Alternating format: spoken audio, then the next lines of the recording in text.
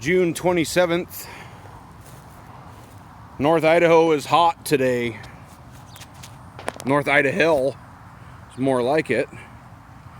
Truck says 102 right now at 2:30 in the afternoon. Wanted to show you something. I have my boards, like I had showed you before, tilted forward. Also, so I moved my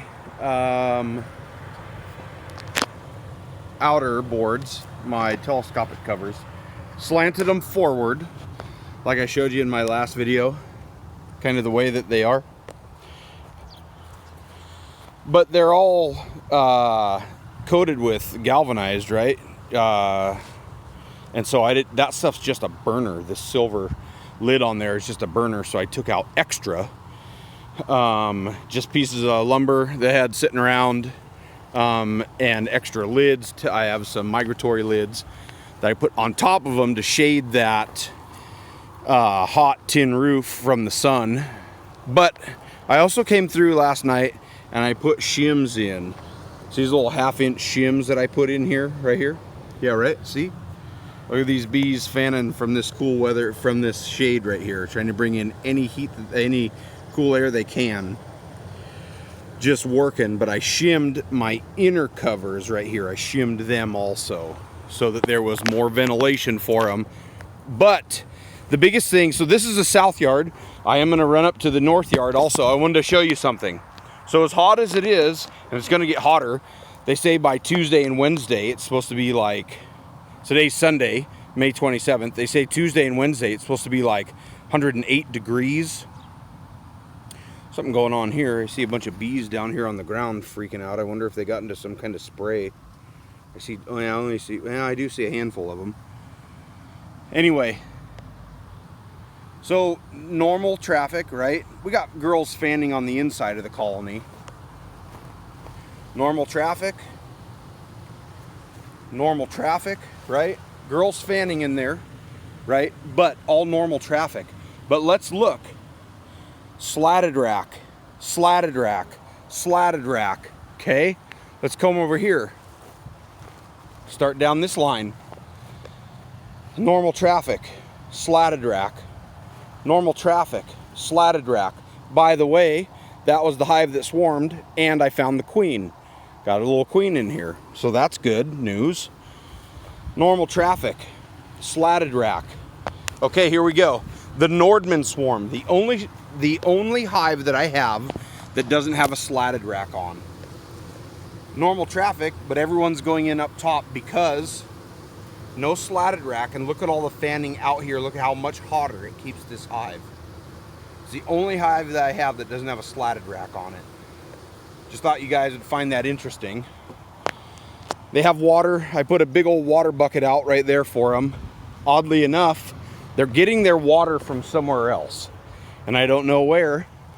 I mean, obviously, there's a big ass sprinkler right there, so they're probably just flying across the field to the colder water where it's hooked up. See if I can zoom in here. Stand by. Where it's hooked up, I'm sure there's a big old puddle of cold water right over there. And that's probably where they're going for all of their water. I put a bucket out for them here with some cut up pool floaties in it, and they haven't touched it. So, whatever. That was it. Just wanted to show you guys kind of what I'm doing to fight this heat. Do all you can do for your bees to fight this heat. So we're heading to the north yard. I have more stuff in the pickup here. Insulation, yep. What does insulation do? Keeps it warm and also keeps it cool. So we're gonna cut some insulation up and put it on the roofs of the hives up at the north yard. Luckily their water's real close too. So come on, let's head up there. Whew, up at the north yard. I gotta move that hive home. So you guys might be you might hear this killdeer screaming at me, because right on the other side of the nest, right where Mama is, right there, the fence here, there's a nest of killdeer eggs. Right there, right there. And so she's doing the old broken wing bark at me. She's pissed off because I'm here. Anyway, so this is what I did. Sorry. These hives have all got spacers in them as well. You see how I space these guys out? Some a little more than others. Okay, all right. But I just got done putting on this insulation, so you can see the insulation that I put in, just because these roofs, you know, these steel roofs are so hot, the sun just beating down on these things. I wanted to just give a little extra insulation to keep the sun off of them getting so hot. So you can see how I've got everyone tilted forward, and then some of this insulation was long enough that I cut it, or it was cut a little longer. It kind of shades them to the back here too. You always hear me bitch about the